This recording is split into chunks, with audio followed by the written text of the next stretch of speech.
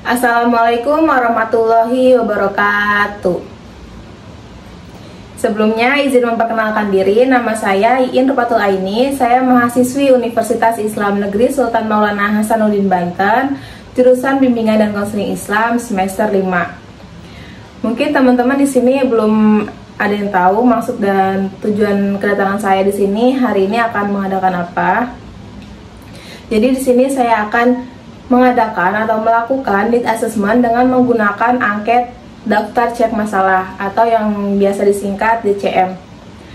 Dan mungkin teman-teman belum ada yang tahu apa itu daftar cek masalah. Jadi sebelum saya lebih lanjut menjelaskan apa itu daftar cek masalah, alangkah lebih baiknya kita sama-sama berdoa terlebih dahulu agar kegiatan kita hari ini diberi kelancaran. Berdoa dimulai. Berdoa selesai. Nah, apa itu daftar cek masalah? Daftar cek masalah adalah daftar cek yang khusus disusun untuk merangsang atau memancing pengutaraan masalah-masalah yang sering dialami atau yang pernah dialami oleh seorang individu. Sering kita temui jika kita menanyakan kepada seseorang, kamu sedang ada masalah apa sih?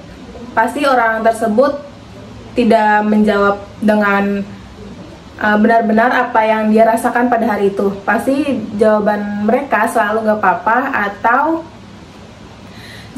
jawaban mereka tidak sesuai dengan apa yang kita inginkan. Nah, dengan adanya angket daftar cek masalah ini memudahkan seorang guru BK atau seorang konselor mengetahui masalah-masalah yang sedang dialami muridnya atau konselinya dengan cara menggunakan daftar cek masalah ini. Nah, di sini sudah ada angket daftar cek masalah, dan agar teman-teman bisa melihat dengan jelas, saya bagikan terlebih dahulu ya angket daftar cek masalah ini.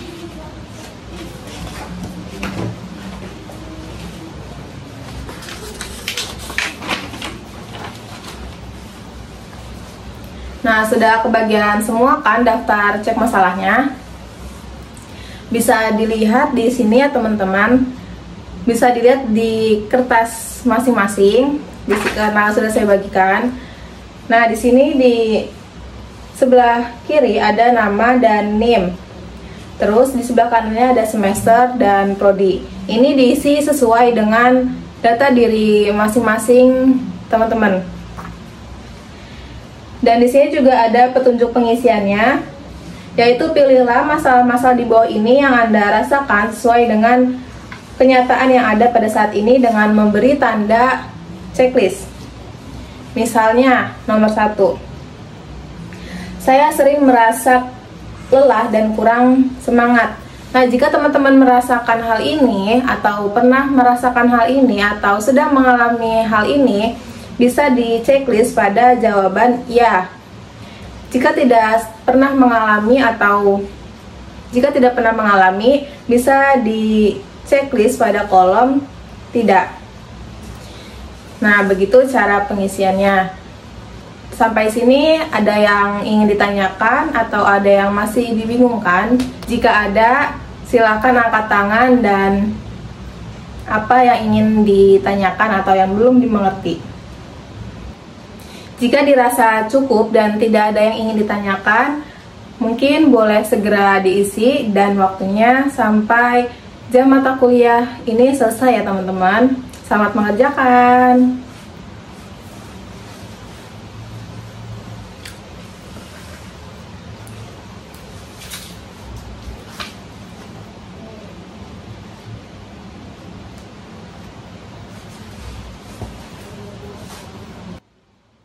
Oke teman-teman, karena waktu pengerjaannya sudah habis, saya akan keliling untuk mengambil daftar cek masalah yang sudah teman-teman isi ya.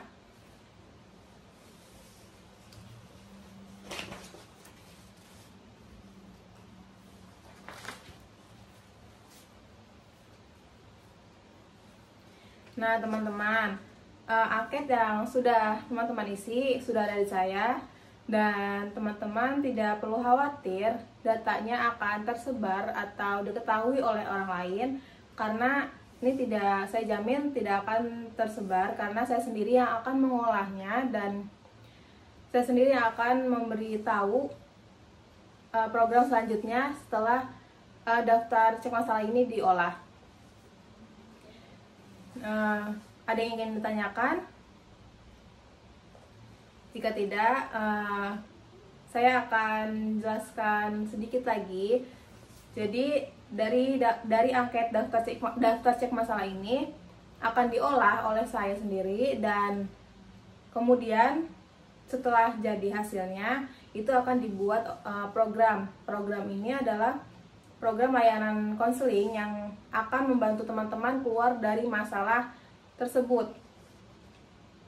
Saya akan memberikan programnya yaitu minggu depan ya teman-teman. Jadi sekarang saya olah dulu dan kemudian kita bertemu lagi di minggu depan untuk memberikan hasil dari DCM ini dan apa saja program yang akan kita jalani untuk selanjutnya. Jika tidak ada yang ingin ditanyakan lagi, mungkin saya cukupkan.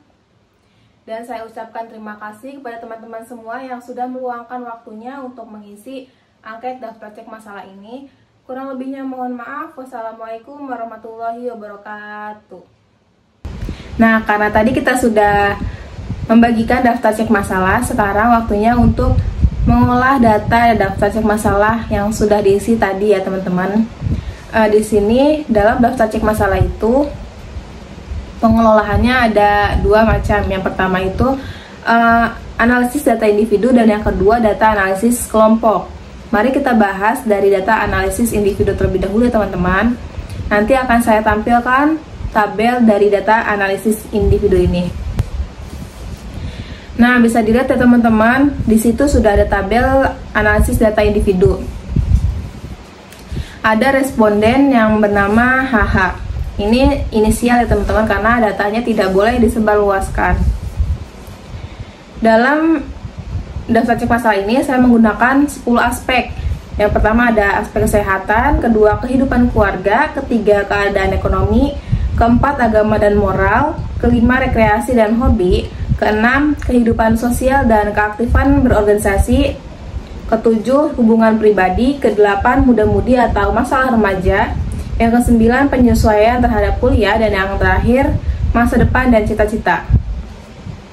Dalam setiap aspek ini saya menggunakan 5 pernyataan. Jadi total pernyataannya itu ada 50 pernyataan. Bisa dilihat ya teman-teman, di sini ada responden HH. Nah, cara pengelolaannya yaitu ada rumusnya teman-teman. Di sini rumusnya NM per N kali 100%. NM itu jumlah item pernyataan yang menjadi aspek masalah pada satu aspek. Dan N itu jumlah item pernyataan pada satu aspek. Nah, karena ini kan jumlah item yang NM ini jumlah item pernyataan yang menjadi aspek masalah pada satu aspek. Jadi contohnya itu pada aspek agama dan moral, responden HH ini menyeklis nomor 19 dan 20. Maka NM-nya itu adalah 2 karena jumlah item pernyataan yang menjadi aspek masalah pada satu aspek. Bisa dimengerti ya teman-teman? Jadi kan HH ini menyeklis 2 item pernyataan pada satu aspek. Nah, di NM-nya itu ditulis 2 per N-nya itu jumlah item pernyataan pada satu aspek. Karena saya tadi menggunakan 5 item pernyataan pada tiap aspek, jadi di sini N-nya itu adalah 5. Dan kemudian dikali 100% dan hasilnya yaitu 40%. Nah, jadi gitu ya teman-teman cara pengelolaan data analisis yang individu. Sekarang mari kita lanjut ke analisis data kelompok. Dalam data kelompok ini ada dua pembagian juga teman-teman. Yang pertama itu per item pernyataan dan yang kedua adalah per aspek masalah. Di sini kita akan membahas yang per item terlebih dahulu ya teman-teman. Di sini juga sama aja menggunakan rumus dengan rumusnya itu yaitu mm per m kali 100%. mm itu apa? mm itu jumlah responden yang bermasalah pada satu item pernyataan masalah, dan m adalah jumlah responden yang mengisi daftar cek masalah tersebut. Contohnya itu responden pada item pernyataan nomor 1. Nah, pada item pernyataan nomor 1 ini ada 3 responden yang mengisi item pernyataan itu. Yang pertama itu ada DF, SF, dan TP. 3 responden, maka MM-nya itu adalah 3. Karena kan jumlah responden yang bermasalah pada item pernyataan tersebut kan. Jadi di situ tulis angka 3. Nah, jika di data teman-teman ada 5, ya tulis 5 di situ, dan M-nya itu jumlah semua responden yang diteliti. Di sini yang mengisi responden yang mengisi daftar cek masalah itu ada 7 orang. Jadi saya tulis 7. Jadi 3/7 kali 100%. Jika daftar cek masalah teman-teman yang mengisi lebih dari 7, maka ditulis sesuai dengan yang mengisinya aja. Nah, dihasilkan dari 3/7 kali 100% itu dapat hasil menjadi 43%. 43% ini dikategorikan bermasalah. Dan mungkin teman-teman bingung ya kenapa 43% ini bisa dikatakan bermasalah. Jadi sebenarnya sudah ada rumusnya atau pengkategoriannya dari sananya, dan mungkin akan saya cantumkan atau teman-teman bisa cari-cari sendiri, cari info di Google. Banyak, karena saya juga dapat dari Google. Itu ada predikat dari nilai A sampai E. A itu 0% dikategorikan tidak bermasalah, yang B itu 1 sampai 10% dikategorikan agak bermasalah, yang C itu 11% sampai 25% dikategorikan cukup bermasalah, yang D 26 sampai 50% dikategorikan bermasalah, dan yang E 51% sampai 100% dikategorikan sangat bermasalah. Nah, itu kategori dari daftar cek masalah ini teman-teman. Jika teman-teman sudah dapat hasil dari MM per M kali 100% nya ini, itu bisa ketahuan ya teman-teman,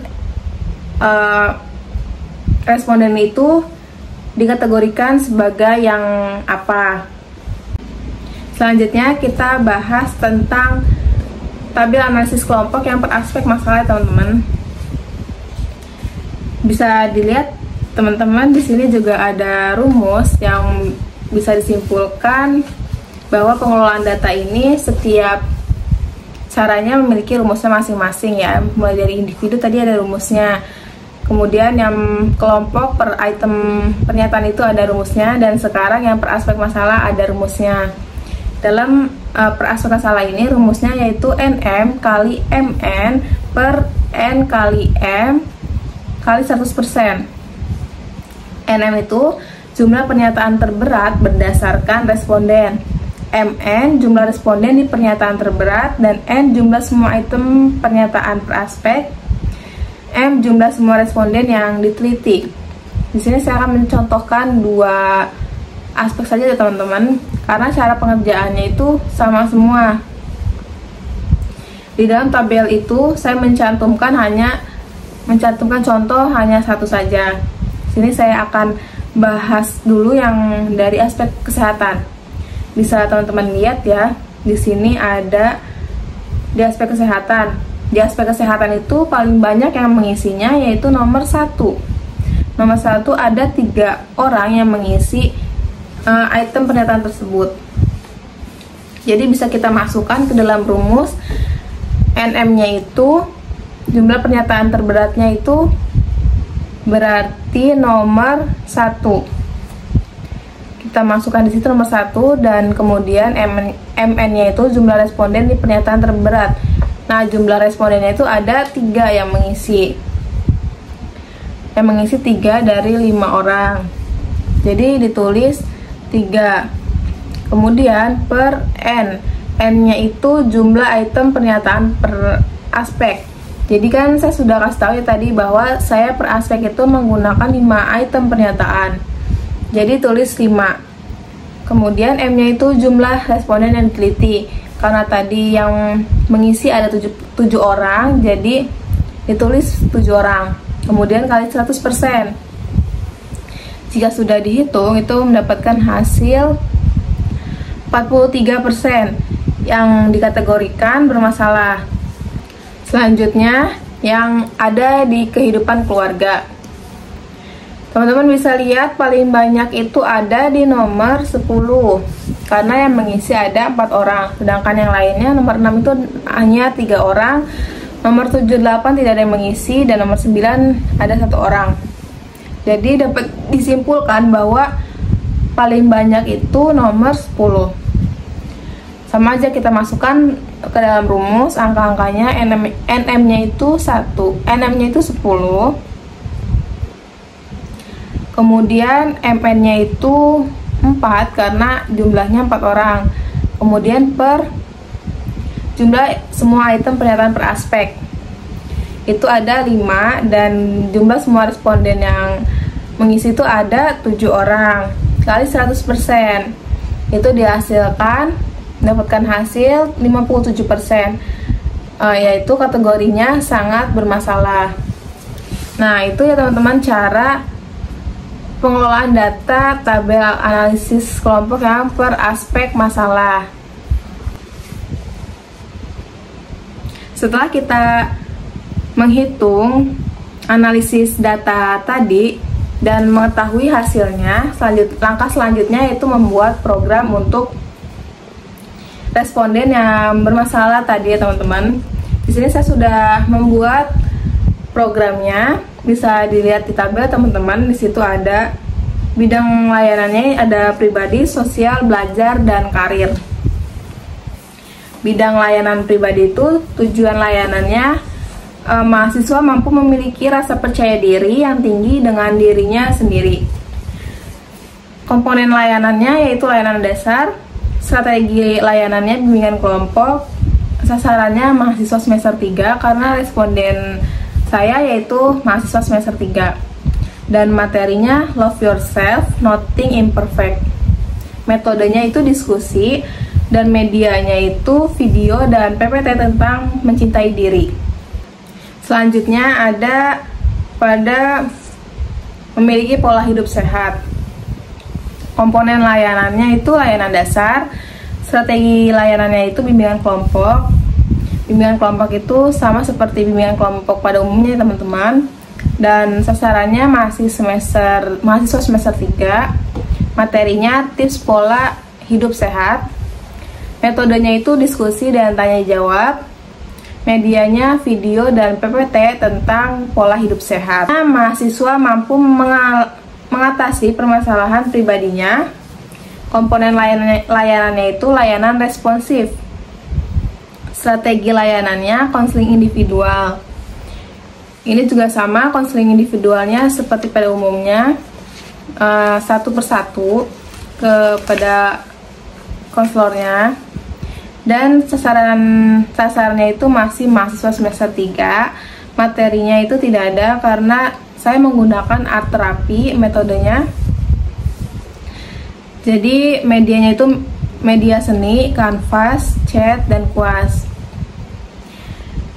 Dan dalam bidang layanan sosial, tujuan layanannya itu mahasiswa mampu mengatasi perilaku introvert, Komponen layanannya layanan dasar, strategi layanannya bimbingan kelompok, sasarannya mahasiswa semester 3, dan materinya tips mengatasi introvert.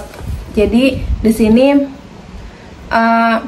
menggunakan topik tugas ya teman-teman. Tugas itu yang diberikan oleh saya atau konselornya gitu. Metodenya itu yaitu sosiodrama, medianya skenario. Kemudian ada selanjutnya itu mahasiswa mampu memiliki kemampuan untuk mengemukakan pendapat. Komponen layanannya itu layanan dasar, strategi layanannya bimbingan kelompok, sasarannya masih mahasiswa semester 3. Kemudian materinya cara menyesuaikan diri dengan banyak orang. Metodenya itu diskusi dan tanya jawab. Medianya video tentang penyesuaian diri terhadap lingkungan. Dan bidang layanan selanjutnya yaitu bidang belajar. Tujuan layanannya itu mahasiswa mampu memiliki kemampuan untuk mengemukakan pendapat, sama kayak tadi ya teman-teman. Kemudian komponen layanannya itu layanan dasar, strategi layanannya bimbingan kelompok, sasarannya masih mahasiswa semester 3, materinya itu tampil berani untuk bersuara. Metodenya diskusi dan tanya jawab. Medianya video atau slide PPT tentang tips berani untuk mengemukakan pendapat. Selanjutnya, mahasiswa mampu membuat catatan perkuliahan yang teratur. Komponen layanannya layanan dasar, strategi layanannya bimbingan kelompok, sasarannya masih mahasiswa semester 3. Materinya pentingnya manajemen tulisan atau catatan. Metodenya itu role play games. Medianya skenario. Kemudian dalam bidang layanan karir, mahasiswa mampu menentukan cita-cita. Komponen layanannya layanan informasi, strategi layanannya bimbingan kelompok, sasarannya mahasiswa semester 3, materinya menggapai cita-cita, metodenya itu diskusi, medianya PPT informasi persiapan diri untuk masa depan. Kemudian ada lagi mahasiswa mampu memilih pekerjaan. Komponen layanannya itu dukungan, strategi layanannya kolaborasi, dan sasarannya mahasiswa semester 3, materinya pengetahuan seputar pekerjaan atau pengusaha. Metodenya itu diskusi dan tanya jawab. Medianya PPT tentang persiapan dalam memilih pekerjaan. Nah, itu saja teman-teman penjelasan saya tentang cara pengadministrasian DCM, pengelolaan DCM, dan program. Semoga video ini bisa bermanfaat untuk teman-teman semua. Kurang lebihnya mohon maaf. Wassalamualaikum warahmatullahi wabarakatuh. Bye bye, see you next video.